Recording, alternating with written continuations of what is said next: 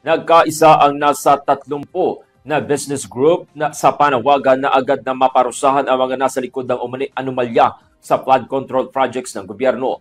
Ayon sa kanilang pahayag, malinaw ang lantarang korupsyon at dapat may makulong para mabigyan ng hustisya ang taong bayan, lalo na ang mga mahihirap. Iginit naman ng grupo ang pagbuo ng isang independent body na magsasagawa ng malalimang investigasyon para papanagutin, ipakulong at bawiin ang mga nakaw na pondo ng mga opisyal.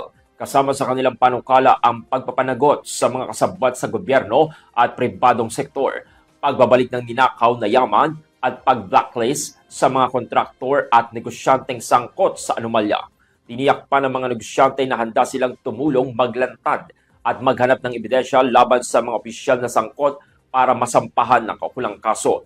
Ginawa ang panawagan sa gitna ng mga issues sa flood control projects ng DPWH na kinasasangkutan umano ng ilang mambabatas at kontraktor.